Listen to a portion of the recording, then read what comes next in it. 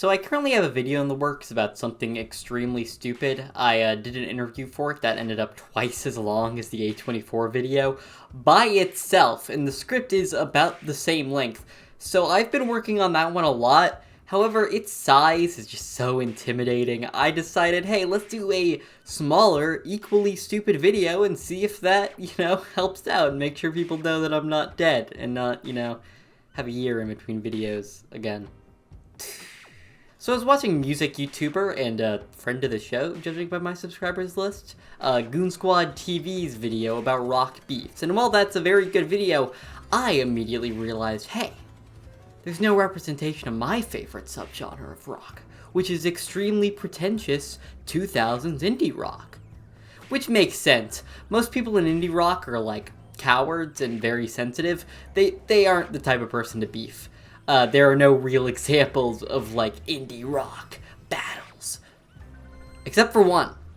One man who dared to stand above it all, who dared to push aside the sensitive view of the world of indie rock to pick fights with anyone and everyone for the dumbest possible reasons, who caused, without a doubt, my favorite rock beef of all time. One completely forgotten by history, but still utterly insane. First, though, let me set the stage. I'm a sucker for the era of time when every pitchfork-fueled indie act tried to make the modern version of Pet Sounds. From Merryweather to Kokelico, from Dog Problems to indie noise, it was a great time to be an extremely pretentious nerd.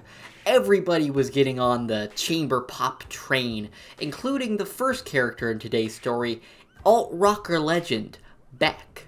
In 2002, he released his record Sea Change, which showed a serious and dramatic side to the weirdo hip-hop, funk, country freak.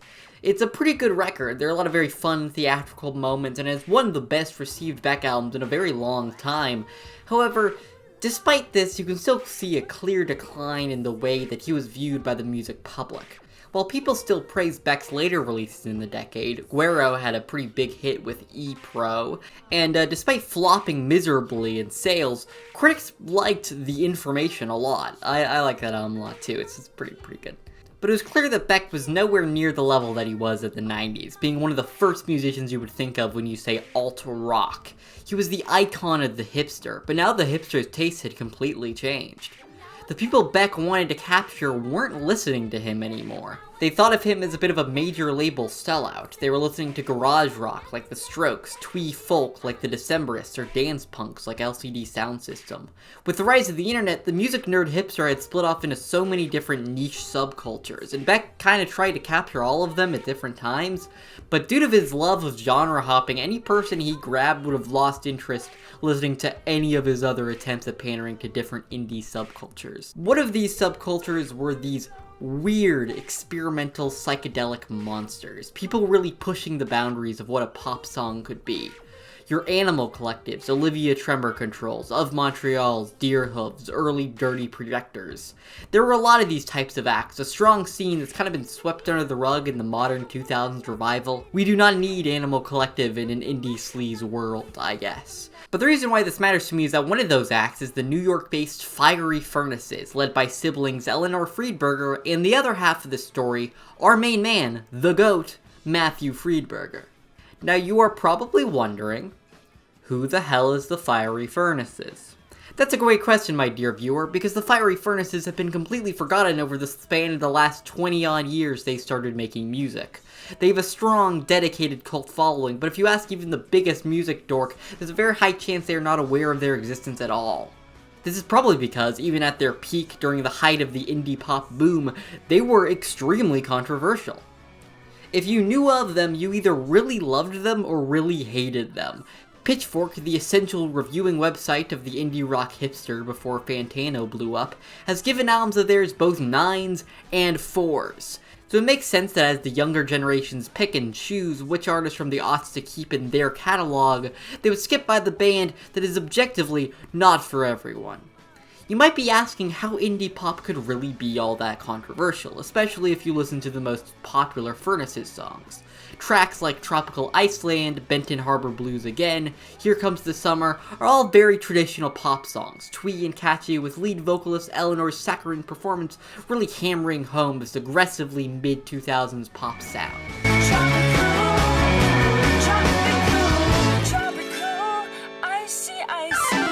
It's perfect for the era.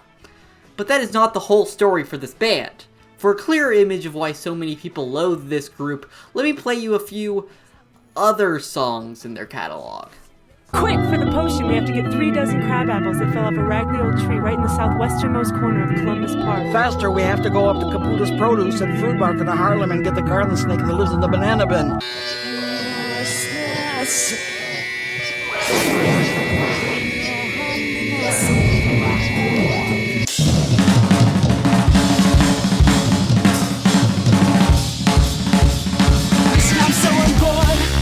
Magic word is relax.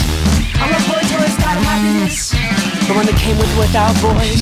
After school I was sitting in the sitting room looking out at the pavers in their right orange dress, holding up this logo down a piece of plastic wood, and I knew that I'd never be any good. A lot of their music is experimental, to say the least. The Furnaces are often outwardly inaccessible and avant-garde in their approach to indie pop songwriting, oftentimes writing these multi-part prog-esque songs that balance between traditional pop songwriting and utter chaos, never staying in one place for very long. Even the shortest songs of theirs can sometimes have multiple mini-songs in them. It's like every song in their catalog is something like Paranoid Android. But half of the segments are spoken word nonsense slathered in offbeat synth noises from another dimension. They clearly have roots in experimental composition, feeling like the indie pop equivalent to an orchestra at times, very influenced by The Residents, using simple bedroom synths to craft sounds that mimic the lyrics a la the music of the Looney Tunes. Their song Blueberry Boat sways and bobs like you're on the sea, with synth sounds like bells ringing and engines chugging peppered throughout.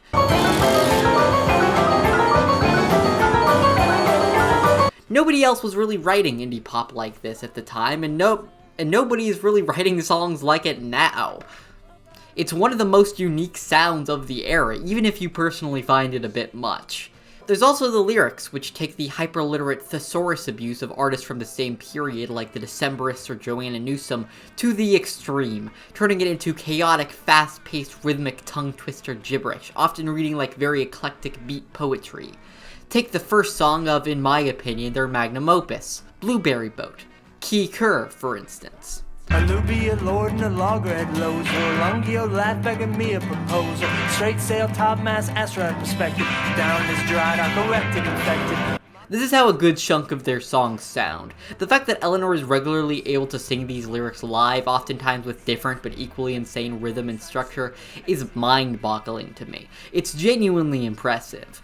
I really love the Fiery Furnaces. They are one of my favorite bands of all time, and their manic, experimental, and eclectic songwriting style with just enough traditional indie pop flair really hooks me. If any of this sounds interesting to you, check their stuff out. I think they get overlooked a lot due to their avant-garde nature, but it's really a one-of-a-kind band that deserves to get more appreciation for the insane things they pulled, even if you aren't fully loving what the group is putting down. But you didn't watch this video to hear me shill the Fiery Furnaces. Rather, you want to know about the insane beef they got themselves into. Well, let's make it clear that a lot of the more controversial aspects of the Fiery Furnaces can be attributed to Matthew Friedberger, the lead songwriter for a good portion of the band's work. Eleanor contributed here and there, especially in their later releases, but most of it was Matt, and you can hear that a lot of the traditional pop songs originate from Eleanor when you listen to their solo releases. Eleanor's solo albums are very traditional indie folk, whereas Matthew's work, particularly Winter Women Holy Ghost Language School, is basically just a more extreme version of the most experimental songs on the Furnaces' previous releases. And Matthew is an odd person. That album of his, Winter Women Holy Ghost Language School, was made in between Rehearsing My Choir and Bitter Tea's releases, as the two of those were recorded simultaneously but released about a year apart. Unlike taking a break for a little bit, knowing that they'll have an album coming out soon like his sister did, he decided to make a whole new album by himself in between. Just kidding, he made 2 albums. This is 2 albums put into one album. It is nearly 2 hours long. I quite like this record, to be fair. I am a slut for Matthew's brand of psycho hyperactive pop, but this was cranked out as a throwaway release. And it's 2 hours! With no intervention by his sister, who generally seems to try to keep things a little stable, Matthew goes fully off the rails. He very much seems like an insanely difficult person to work with, just pumping every weird off-the-wall idea he has out at a crazy speed. And judging by his older blog posts, he talks like his lyrics. He has a very pretentious philosophy major who sang nonsense that might sound smart if they made 5% more sense type of speech, and you'll see that as we dive deeper into this beef. This battle for the ages begins with, of course, Tom York. In 2009, the last remaining World War I veteran Harry Patch passed away, and Radiohead wrote off a one-off single memorializing him and trying to make peace with the many dead, forgotten veterans of the war that had quite a lot of deaths, but isn't as remembered as much as the ones with the Nazis in it. It's a sweet single with a sweet message. Matthew Friedberger disagreed. During a random, unrelated press interview for their album I'm Going Away, Friedberger said, "Oh, please listen to our new song about Harry Patch. Fuck you. You brand yourself by brazenly and arbitrarily associating yourself with things you know people consider cool. That is bogus. That's a put-on. That's a branding technique, and Radiohead have their brand that they're popular and intelligent. So they have a song about Harry Patch. How's the song? Is it 48 notes to the octave? What does it have to do with Harry Patch? Oh, my wife says I'm being very rude. She doesn't like me insulting Radiohead. She's afraid they'll send their lackeys through the computer to sabotage us. But they needn't worry. We are a band that sabotages ourselves." Now this makes zero sense with the concept of the song. How in any right would the last remaining World War I veteran be cool to anyone? That's not an intelligent thing to know, that's just a real guy who lived through some shit. As well as that insane final moment where he implies that Radiohead not only cares about what the hell they have to say, but also that they have hired goons ready to cyberbully the band, I guess. But then you find out what Matt actually intended, and it makes a little bit more sense. He confused Harry Patch with early microtonal composer Harry Parch, a musician who also really isn't that cool. I'd say not even that popular with pretentious music theory types, but if you like experimental modern classical and microtonal stuff, you probably have heard of him. He's a very important and influential figure, friends with John Cage and all those folks, and assumedly a person who did inspire Matthew, as he's a big fan of a lot of the avant-garde classical composers. Again, not cool, and also not who Radiohead was talking about, but whatever. It's also doubtful that he did inspire Matthew because he got his damn name wrong. But look, I'll give the musician that I like the benefit of the doubt. The funniest part about this, however, is that this was revealed to people who don't know who Harry Parch is by way of a press statement on his blog, intended to seem like Matthew's manager or PA person or whatever. However, it's extremely obviously just Matthew again. Back in the fall of 1996, or whenever that interview was conducted, the interviewer asked what Matt thought of the Radiohead song celebrating a World War I veteran. Matt naturally thought it would be interesting to pretend that they wrote a song about the celebrated American composer of a similar sounding name, hence his joking in the interview about Radiohead composing a song with something like 48 notes to an octave. It was easy and amusing to imagine Radiohead's attempt to colonize that relatively arcane bit of our musical life world. This is what they used to call, in some bohemian and advertising circles, riffing or fooling around. That last line is so cool. He is such a funny guy, intentional or not. The bohemians and advertisers love to riff. That original interview does not read like a joke, but there is also the heavy possibility that Matthew is extremely autistic and does not know how to handle social situations.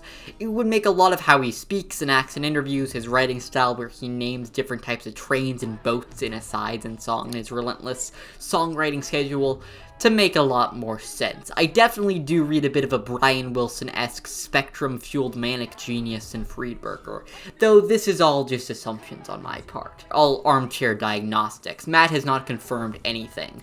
I just want to explain my thought process on how it could be read as a poorly executed joke fueled by poor social skills. It would make sense. But later on in this blog post, Matt's press person, says something very crucial. Another completely unrelated name drop, seemingly made just because Matt wanted to make fun of more popular people. The big blow.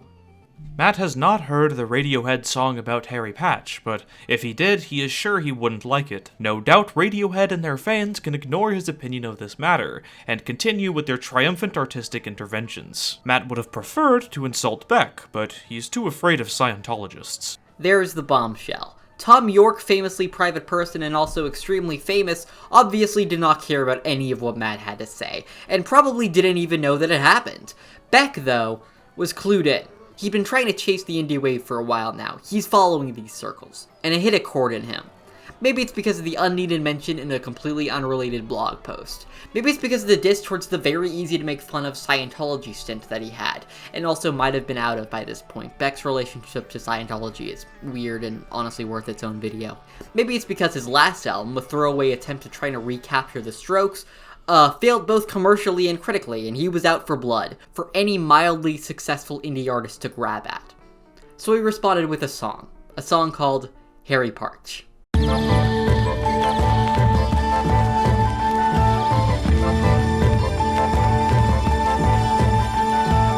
Here it is, the song I mentioned in the title. Are you mad that I clickbaited you? Mad that I gave you like 15 minutes of rambling hyperfixation setup to talk about this song for at most like 3 minutes? You should be. Comment on the video, it boosts engagement. Anyways, this song is fucking insane. So it's trying to be a parody of Matthew Friedberger's style, despite Beck reportedly saying that it's an ode to Harry Parch. It doesn't actually sound all that much like Harry Parch. They reference Harry Parch's homemade instruments at least. It also seems like Beck is aping Matthew Friedberger's style of speech, both in the eclectic lyrics referencing Friedberger's hometown of Chicago, something consistently referenced in his work to the point where one of the Furnace's albums is a concept album entirely about their grandmother growing up in Chicago, as well as the liner notes from the website, which sound exactly like his verbose and pretentious style of speech. But musically, it doesn't really sound all that much like Matthew Friedberger either. I don't know, it's a bit too manic. I feel like if you hear a Fiery Furnaces song, the segments often go for a few minutes at a time, still having a structure, often looping back onto itself by the end. And even in Matthew's most experimental solo work, it still doesn't really shift this much.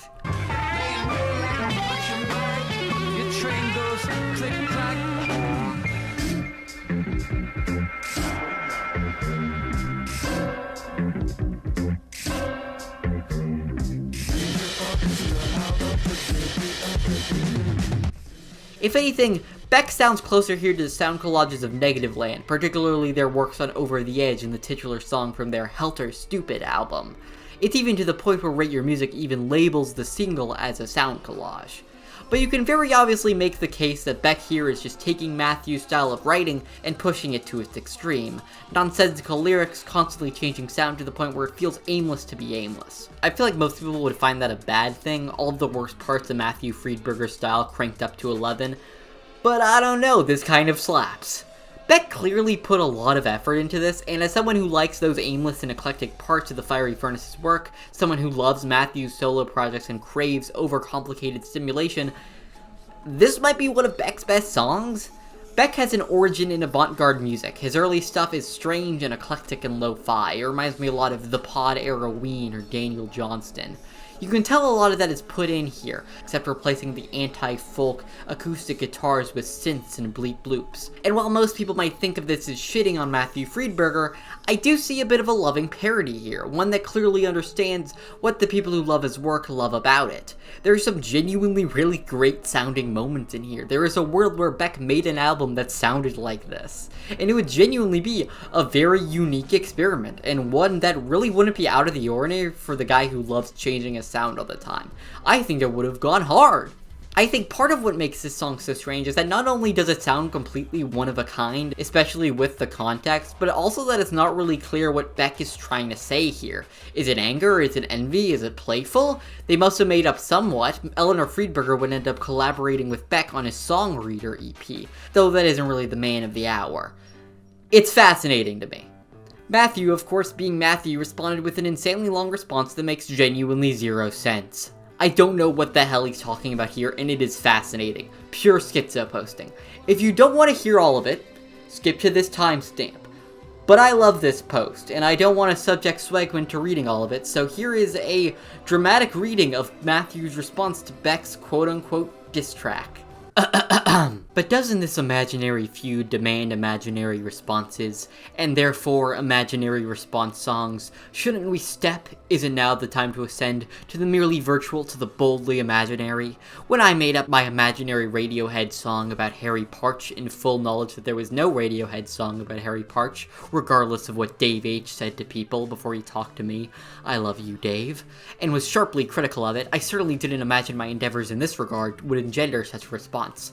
How tremendously for the best it has all turned out to be.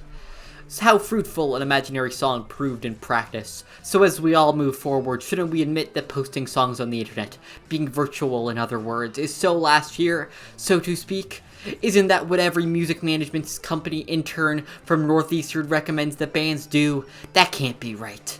I propose nothing less than the liberation and use of only our imaginations for the direct purpose of not just pop music writing, but pop music production and distribution, and subsequent, now imaginary, blog discussion.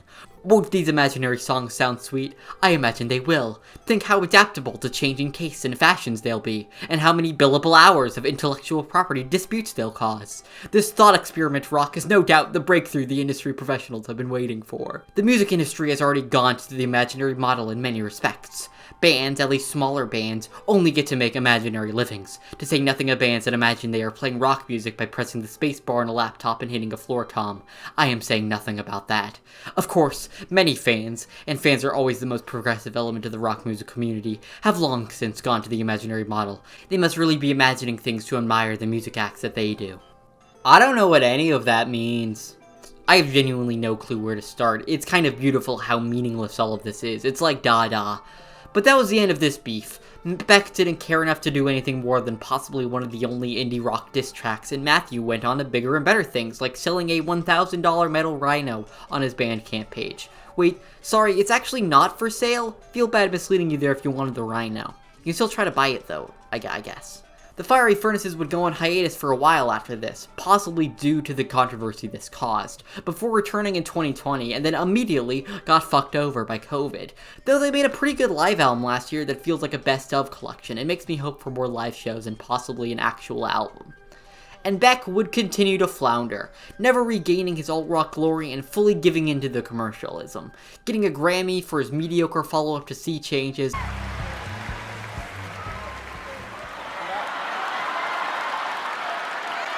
Happily ever after, I guess.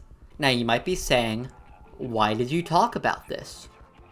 I don't know. Matthew Friedberger is just such a fascinating figure to me. The way he speaks is just so utterly bizarre and hilarious, and I don't know if it's all a bit or if he actually just talks like this. The fact that he was so determined on pissing off as many big names as possible is just, it's so cool. Just flailing around and trying to see what would hit. What a weird, fascinating man. I really wish he had a Twitter account. He would kill on there. I just think the idea of indie rock beef, especially one with this polarizing and strange of a figure, is interesting. It feels so wrong for this genre, a style of music that is very rarely extremely angry or jealous. But it happened, and it's equally as odd as you'd expect. I imagine a Beck fan stumbling upon Harry Parch without context would think that he went insane. It's experimental even by Fiery Furnaces standards, and I kinda love that that's the artifact this beef left on the world. One of the dumbest, most meaningless dramas to ever happen in music, and that's why I love it. Beautifully stupid. I also mostly just wanted to talk about how much I like the Fiery Furnaces here, but that's beside the point. Godspeed you, Matthew Friedberger, you insane genius. I hope the Fiery Furnaces play more shows soon, and I hope Beck finally releases an actually good album again. Maybe you two could collide, it seems like the perfect solution. Anyways, next video hopefully coming out soon. This was just a weird interview to make sure this channel doesn't seem dead, and A24 Part 2 hopefully coming after that. Stay tuned, subscribe, and all that dumb engagement stuff. I'm Rebecca Kimple, and I hope you have a good night.